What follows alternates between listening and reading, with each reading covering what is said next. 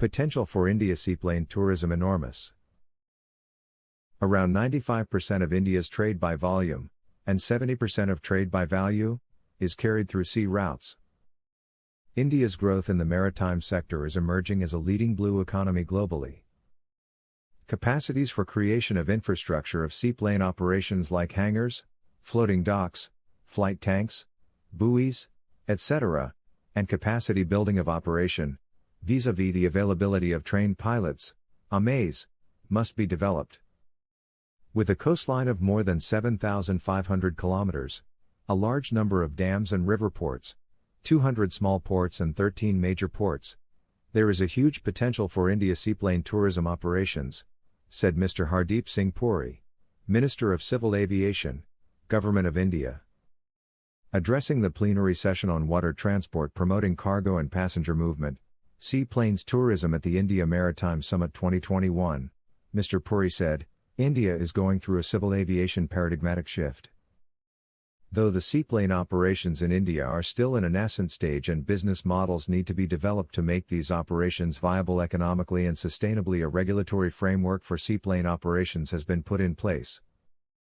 Capacities for creation of infrastructure of seaplane operations like hangars, floating docks, flight tanks, buoys, etc., and capacity building of operation, vis-à-vis the availability of trained pilots, AMAs, must develop holistically.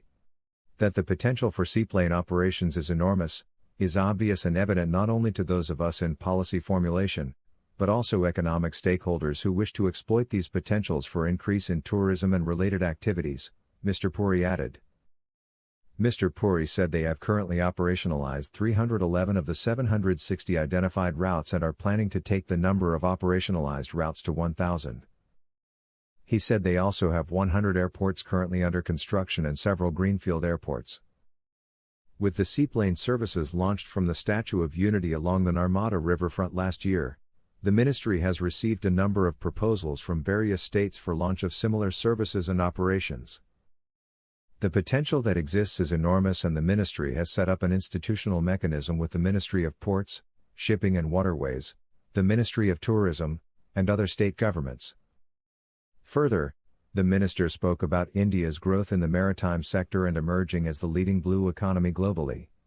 It is estimated that around 95% of India's trade by volume, and 70% of trade by value, is carried through sea routes. According to the draft policy framework for India's blue economy, it is said to have contributed to about 4% to our GDP. The size of the blue trade in India is estimated to be around $137 billion, he added.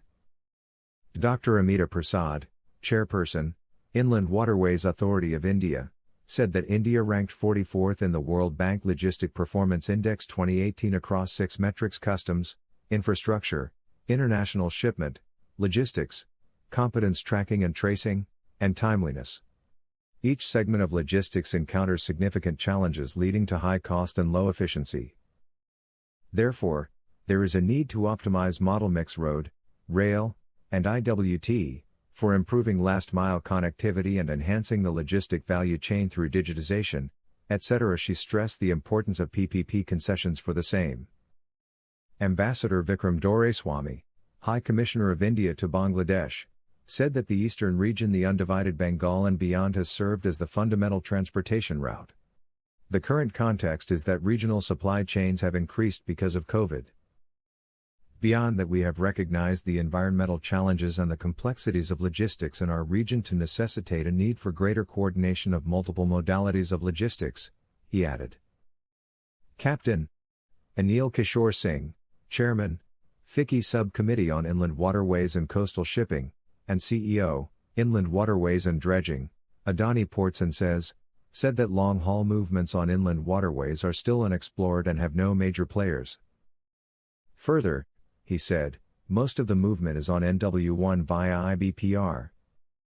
Connecting NW1 with the newly declared Dulian Rajshahi route on IBPR has the potential to significantly reduce distance and cost major dredging intervention and maintenance opportunity.